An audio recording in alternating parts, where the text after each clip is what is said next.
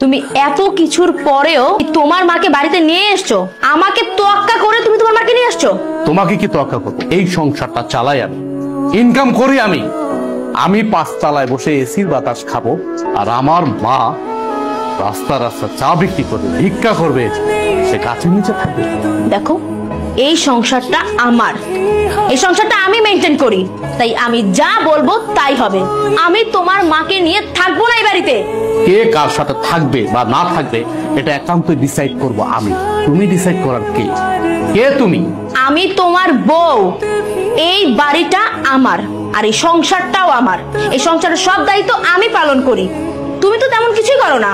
So আমি এই সংসারে যে ডিসিশন দিব সেটাই ফাইনাল।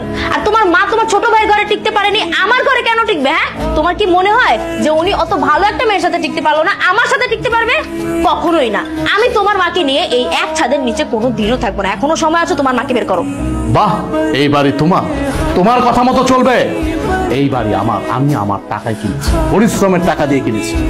আর চাকরিটা করতেছি পরিশ্রম করে, কিন্তু চাকরি করে টাকা উপার্জন করে। হ্যাঁ, মানলাম তোমার বাবা আমাকে চাকরি দিয়েছে, সে অনেক সহযোগিতা করছে, আমি পর্যন্ত তার টাকা দিয়ে দেবো। কিন্তু তুমি কোনো কথা বলবা না আমার মার বিষয়ে। আমি বাইচা থাকতে তোমার মা এই বাড়িতে থাকতে পারবে না। আপনার মেয়ে আমার মাকে এই বাড়ি থেকে বের হয়ে যেতে, আমার মাকে সে সহ্যই করতে পারতেছে না। আপনি জিজ্ঞেস করেন কেন আমার মাকে সে সহ্য করতে পারতেছে না? আমার মা গরিব, এই জন্য। আমার হাজবেন্ডের অবস্থা দেখছো?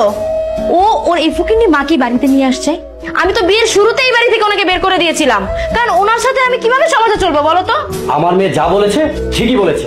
তোমার মায়ের বেশ পোশাক দেখেছো কি নোংরা? তোমার মা আমার মেয়ের সাথে মানিয়ে চলতে পারে। আরে তোমাকে আমার মেয়ে ভালো ব্যক্তি বিয়ে করেছে, সেই জন্য গ্রাম থেকে তুলে নিয়ে এসে আমি তোমাকে চাকরি দিয়ে প্রতিষ্ঠিত করেছি। তাই বলে তোমার এই গায়া মাকে আমার মেয়ের বাড়িতে নিয়ে আসবা? আপনার মুখে এই টাইপের কথা কখনো মানে না।